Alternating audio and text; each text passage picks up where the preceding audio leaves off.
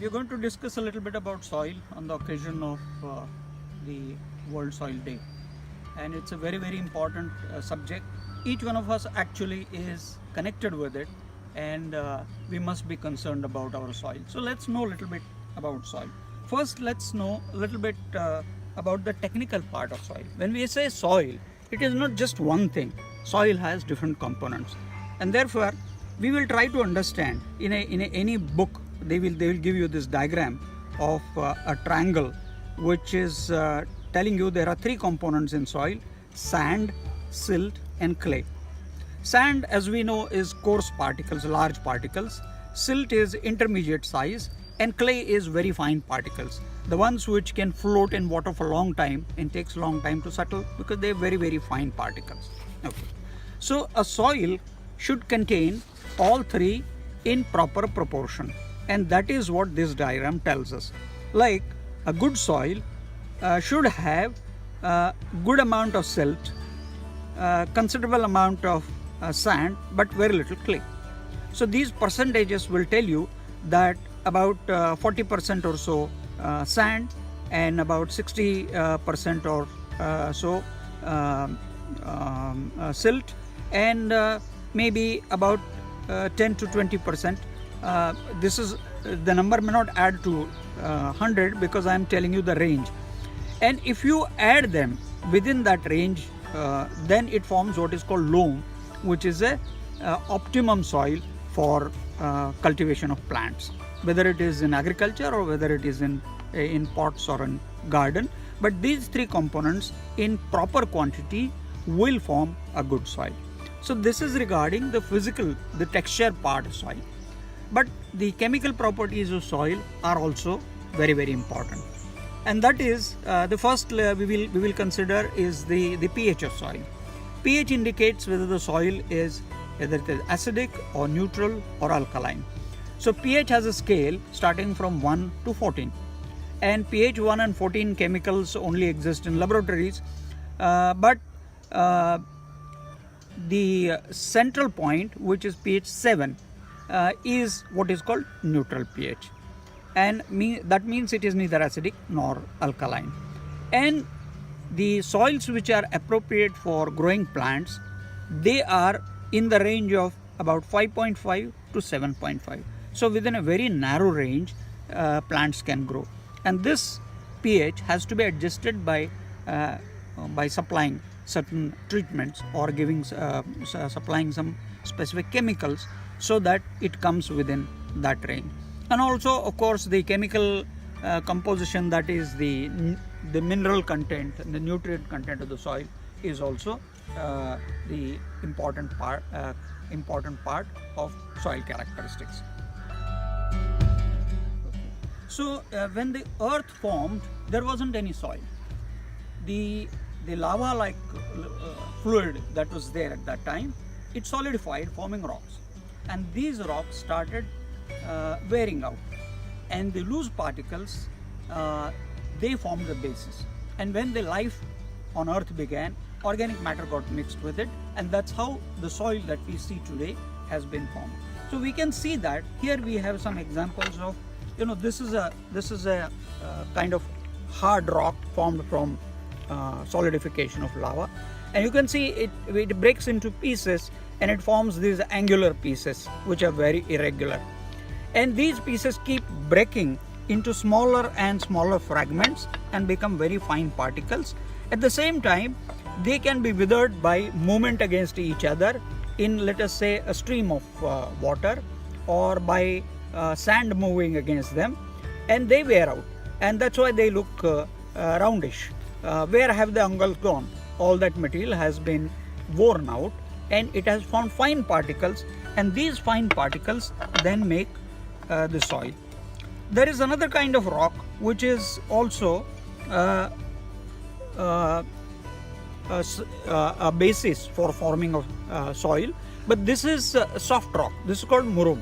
You can see that it breaks very easily, and when it breaks up, it forms a different kind of soil which is called murum. You can see this is the murum type of soil, which is used for making bunds or putting it on footpath and things like that. The problem with this murum soil is that it has almost no organic content, and so therefore it cannot support plant growth. So when you have soil like this, you have to develop it into a suitable soil.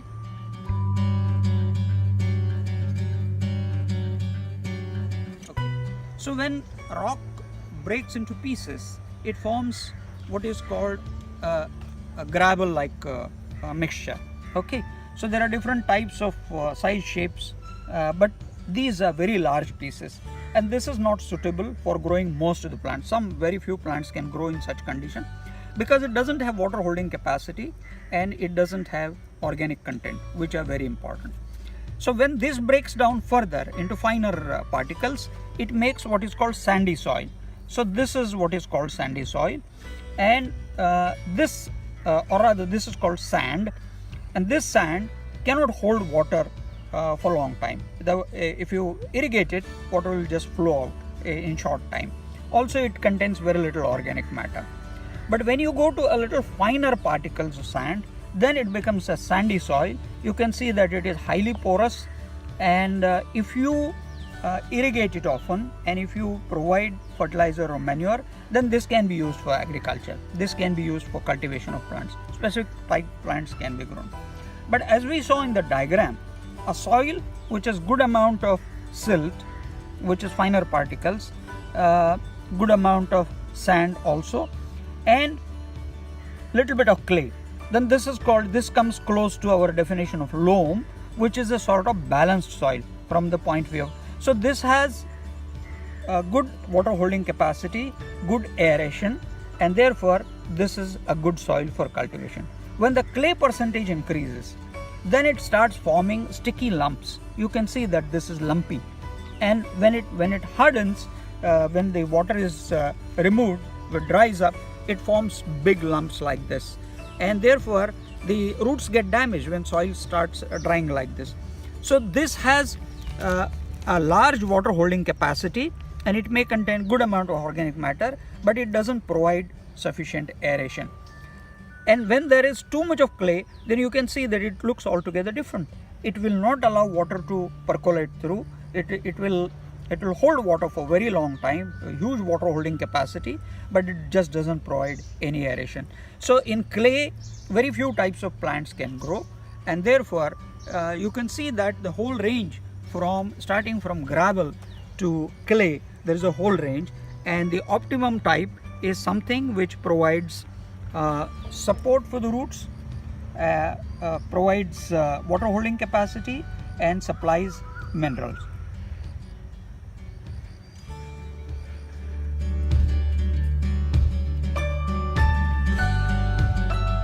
So during our discussion, we talked about organic matter, organic content.